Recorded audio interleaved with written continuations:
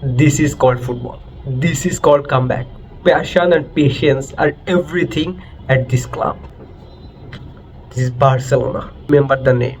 La Masia will never let Barcelona down. Pedri is there, Ferran Torres is there, Gavi is there.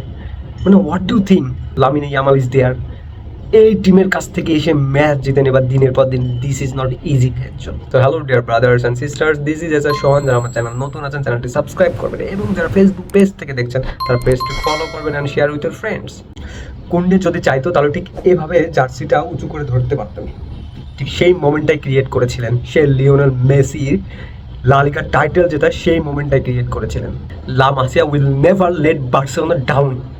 এই সিজনে আমরা যে দুইটা trophy জিতেছি, সেই দুইটাই জিতেছি রিয়াল মাদ্রিদকে হারিয়ে। স্প্যানিশ সুপার কোপায় 5টা এবং কোপা দেল রে ফাইনাল 3টি।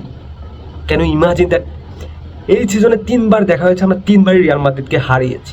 Messi, Xavi, Iniesta, Pique, Neymar, Luis Suarez, they are happy to see them. তারা বার্সেলোনার এই অ্যাচিভমেন্ট দেখে they are proud of this achievement. Lionel Messi Barcelona ছেড়ে যাবার পরে কতটা খারাপ সময় যেতে পারে একটি ক্লাবের, তার সব কিছুই আমরা ফেস করেছি। সমর্থকদের গ্যালারিতে, গ্যালারির বাইরে, অ্যারাউন্ড দ্য ওয়ার্ল্ড একের পর এক অপমানিত হতে হয়েছে। সেইখান থেকেই বার্সেলোনা যেভাবে কাম ব্যাক করেছে, this is called original come back. Thierry Henry শুধু শুধু বলে না, রিয়াল মাদ্রিদ ইউরোপের অন্য অন্য ক্লাবকে ভয় না পেলেও বার্সেলোনাকে বাঘের মতো ভয় পায়, বাঘের মতো থর থর করে কাঁপে বার্সেলোনার এগেনস্টে খেলা থাকবে। এইবার আসি মূল ম্যাচের কথায়। শত চেষ্টায় ব্যর্থ হয়েছে রিয়াল মাদ্রিদ ম্যাচে এবং ম্যাচের বাইরে যত নাটক করেছে, আমি আমার লাইফে এরকম কখনো দেখিনি। একটি ফাইনালের আগে হওয়া শত শত নাটকের চেষ্টা করেও ব্যর্থ হয়েছে এই বার্সেলোনাকে থামাতে। তবে আপনি বলতে পারেন তাদের এই চেষ্টাটা কাজে লেগেছিল, কারণ ম্যাচের রেফারি বার্সেলোনার এগেনস্টে রিয়াল মাদ্রিদ এত বাজে বাজে ট্যাকেল করছিল, এত বাজেভাবে ফাউল করেছিল, সেগুলো রেফারি কার্ড দেখাতে যেন ভয়ই পাচ্ছিলেন। তিনি যেন কোনোভাবে কার্ডই বের করতে চাচ্ছিলেন না, শুধু ইয়েলো কার্ড, কিন্তু রেড কার্ড পাওয়ার মতো ডেঞ্জারাস ট্যাকেল হয়েছে, তারপরও তিনি কার্ড দেখান নাই। কুবার্সি, মার্টিন, তাদেরকে যেভাবে ফাউল করেছে সেটা কোনো ভারে যে চেকও করে নাই। অথচ রাফিনার একটা ফাউল হয়েছিল যেটা পেনাল্টি ডেকে দিয়েছে, সেটা আবার ভারে যে চেক করেছে, চেক করে দেখে সেটা ফাউল হয় নাই, তো সেটা আবার রাফিনাকে ইয়েলো কার্ড দেখিয়ে দিয়েছে। কিন্তু তার আগে যে এতগুলো স্ট্রংভাবে ফাউল করা হলো বাজেভাবে, সেই ফাউলের কোনো রেফারি কোনো সিদ্ধান্তই নিতে পার নাই, ভয় পেয়েছেন। তো এটা একটা ইম্প্যাক্ট পড়েছে, আমরা যতটুকু কালকে ম্যাচে দেখেছি। History repeat itself. পেড্রি এবং লিওনেল মেসি দুজনই লা মাসিয়া থেকে উঠে আসা দুর্দান্ত প্লেয়ার। তারা দুজনই রিয়াল মাদ্রিদকে ধ্বংস করে দিয়েছে। পেড্রি লাস্ট 15টি ম্যাচ বা তার বেশি গোল পান না, কিন্তু তিনি যে মিডফিল্ডে যেভাবে খেলে থাকেন পুরো বিশ্বকে তিনি মুগ্ধ করেছেন। তিনি যে ওয়ার্ল্ডের বেস্ট মিডফিল্ডার এখন, এটা নিয়ে তো কোনো প্রশ্নই এখন উঠে না। তো সেই প্লেয়ার যে রিয়াল মাদ্রিদের এগেইনস্টে গোল করে বার্সেলোনাকে এগিয়ে দেয় প্রথমার্ধে। ইতিমধ্যে পেড্রি ব্যালন ডি'অর দৌড়ে কিন্তু তিনি এগিয়ে আছে, প্রায় রাফিনার থেকে 19-20 ডিফারেন্স রয়েছে, কিন্তু আর রাফিনা তার প্রায় 50+ স্কোর তিনি করেছেন। বাট পেড্রি কিন্তু মিডফিল্ডে তার যে পজিশন, তার পজিশনে সে সেরা, তার পজিশনে is the best, his genius, তার পজিশনে সে শ্রেষ্ঠ, এইটাই সে বারবার প্রমাণ করে যাচ্ছে। তো সেইখানে যে তাকে ব্যালন ডি'অর জিততে অনেকটাই যে এগিয়ে রাখছে তার পজিশনে, তার যে game reading, just mind blowing. Second হাফে এমবাপ্পে মাঠে আসলাম একদম সেকেন্ড হাফে শুরু থেকে, দেন কিছুক্ষণের ভিতর তিনি পেয়ে গেলেন সেই কাঙ্ক্ষিত ফ্রি কিকটা। তাকে ফাউল করায় সেই ফ্রি কিকটা এসেছিল এবং তিনি সেই ফ্রি কিক থেকে অসাধারণ একটি গোলও আদায় করে নিয়েছিল। খেলা 2-2 সমতায় চলে আসে। এরপরে আক্রমণ পাল্টা আক্রমণ, রাফিনা একের পর এক মিস করে যাচ্ছে। তাকে দেখে মনে হচ্ছে গোলবারটা আরেকটু বড় করা উচিত। কালকে খেলাটা দেখেন তিনি যে কটা শট নিচ্ছে সব বারের বাইরে দিয়ে গিয়েছে। একটা পজিশন ছিল দানি অলমো দাঁড়িয়ে আছে, পাশে লামিনে ইয়ামাল, এই পাশে রাফিনা। লামিনে ইয়ামাল দানি অলমোকে বল দিয়েছে, তিনি চেয়েছিলেন যে বলটা আবার লামিনে ইয়ামালকে ব্যাক দেওয়া হোক, বাট কিন্তু লামিনে ইয়ামালকে বলটা না দিয়ে রাফিনাকে দেওয়া হয়। রাফিনা দ্রুত শটটা নিয়ে নেন এবং শটটি চলে যান বারের বাইরে দিয়ে। তো এটা লামিনে ইয়ামাল একটু তিনি যে এটাতে হ্যাপি না, তার বঙ্গভঙ্গিতে এটা বোঝা গিয়েছে। সো শেষ পর্যন্ত খেলা গড়াই এক্সট্রা 30 মিনিটসে, যেখানে প্রথম 15 মিনিটসে কোনো গোল হয় না, লাস্ট 15 মিনিটসে যে 16তম মিনিটসে যে কুন্ডের একটি অসাধারণ ডি বক্সের বাইরে থেকে একটি গোলে বার্সেলোনা শেষ পর্যন্ত 3-2 গোলে ম্যাচটি জিতে নেয়, তাদের 32তম টাইটেল জিতে নেয় কোপা দেল রেতে।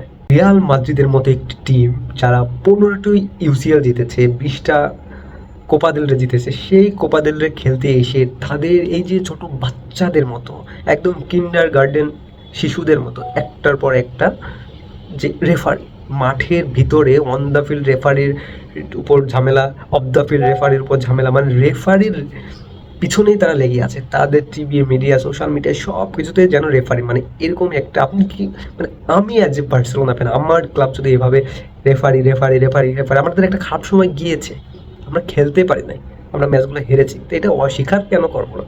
লিওনেল মেসি যখন বার্সেলোনা ছেড়ে চলে যায় তখন বার্সেলোনা দীর্ঘ কয়েক বছর যে কত বাজে সময় গেছে সেটা তো আমরা জানি, তার ভিতরে আমরা কিন্তু একটা লিগ টাইটেল জিতেছি জাভের সময়। তো এরকম একটা খারাপ সময় পার করে আর্থিক অসুবিধা একটি ক্লাবের, তারপরেও আমরা ক্লাবের উপর বিশ্বাস রেখে জানি যে ক্লাব ব্যাক করবে, বার্সেলোনা ব্যাক করবে, তাদের লা মাসিয়া একটা প্রতিষ্ঠান আছে, সেইখান থেকে কেউ না কেউ আসবে এই ক্লাবের হাল ধরবে, কোনো না কোনো কোচ আসবে এই ক্লাবের হাল ধরবে। হ্যান্সি ফ্লিক হচ্ছেন সেই কোচ যিনি বার্সেলোনার হাল ধরেছে, এবং জাভি যিনি কিনা লামিনে ইয়ামাল, পেড্রি, গাবি সবার অভিষেক তিনি এখানে, ফেরান টরেস সবাইকে তিনি এনে দিয়ে গিয়েছেন, রাফিনা।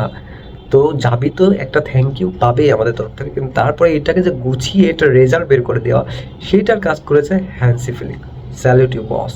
এই জার্মান লিডার যেটা করেছে এই ক্লাবটাকে যতদূর নিয়ে গিয়েছে, যেখানে ডাউনফল আস্তে আস্তে চলে যাচ্ছিল সেইখান থেকে যেখানে নিয়ে গেছে, সেইটার জন্য হ্যান্সি ফ্লিকের উপর কৃতজ্ঞ আমরা।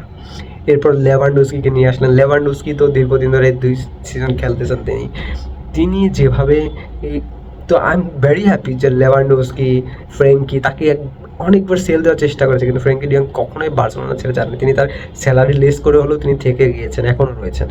তো পেড্রি আর ফ্র্যাঙ্কির যে ডুও রয়েছে আমাদের মিডফিল্ডে, যেটা হচ্ছে ওয়ার্ল্ডের বেস্ট ডুও বলতে পারি এখনকার সময়ে এই মিডে।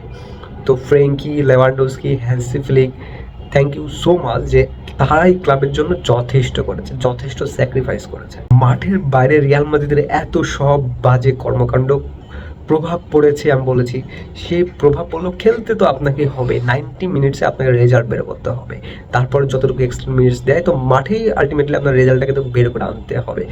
খেলাটা কিন্তু আপনার প্লেয়ারদেরই খেলতে হবে, সেটা রেফারির এগেনস্টে হোক বা একটা টিমের এগেনস্টে হোক, মাঠে নামলে আপনাকে খেলেই জিততে হবে। তো সেইটা কিন্তু বার্সেলোনা করে দেখিয়েছে। তো এরপরে যে রিয়াল মাদ্রিদ যে এখনও রেফারির উপর ক্ষোভ, এত এত সিদ্ধান্ত যে বার্সেলোনার এগেনস্টে গিয়েছে, তারপরেও বার্সেলোনা কোনো ক্ষোভ নেই, বা রিয়াল মাদ্রিদ তারা হেরেছে তাদের আবার ক্ষোভ। রুডিগার কিন্তু মারতেই গিয়েছেন, তিনি যেন মেরে ফেলবেন রেফারিকে বরফ ছুঁড়ে মেরেছেন, তাকে 4-5 জন মিলে ধরে রেখেছেন, বাট তারপরেও তাকে আটকানো যাচ্ছে না। তো এরকম একটা সিচুয়েশন এল ক্লাসিকো আমার মানে এল ক্লাসিকোর মধ্যে হয়েছে, কিন্তু মাঠের বাইরে রিয়াল মাদ্রিদ যেটা করেছে এটা খুবই একটা বাজে কাজ করেছে। রেফারি নিয়ে টিভি মিডিয়া এইভাবে, সোশ্যাল মিডিয়া এইভাবে আপলোড করা, I think it was very bad decision. কালকে পুরো ম্যাচে এমবাপ্পে, ভিনিসিয়াসকে আমার দারুণ লেগেছে, তারা অসাধারণ খেলেছে, কিন্তু বেলিংহামের খেলা আমার খুব বেশি ভালো লাগে, বেলিংহামের খেলা আমার খুব বেশি ভালো লাগে না। একটা তিনি ভালো একটা মিডফিল্ড থেকে বল বানিয়ে যদিও দিয়েছে, কিন্তু আমার না তাকে ওইভাবে প্রকৃত মিডফিল্ডার মনেই হয় না। মানে দল তার থেকে কি আশা করে, তিনি কি দিতে পারে দলকে, মানে দল যে যতটুকু তার থেকে চায় তিনি ততটুকু দিতে পারেন না।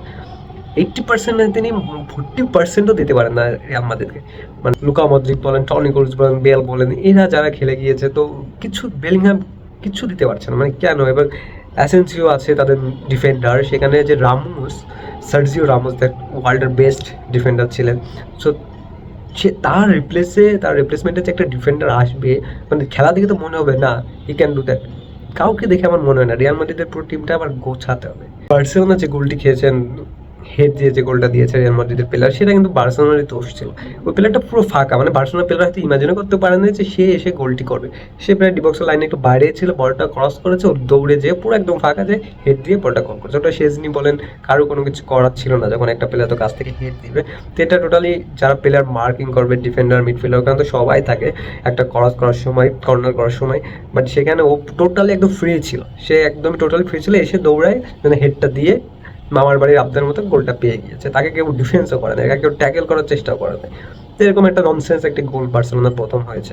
সো আমাদের এখনো ট্রেবল জেতার স্বপ্ন বাঁচিয়ে রেখেছে। লামিনে ইয়ামাল বেশ আগে থেকে তিনি বলেছিলেন যে আমরা এবার ট্রেবল জিততে চাই, এবং সেই প্রমিসটা রেখেছেন তিনি। লিওনেল মেসি বলেছিলেন যে আমরা ওয়ার্ল্ড কাপ জিততে চাই, তিনি ওয়ার্ল্ড কাপ জিতে দেখিয়েছেন। লা মাসিয়া আর লামিনে ইয়ামাল তিনি বলেছেন আমরা এবার ট্রেবল জিততে চাই।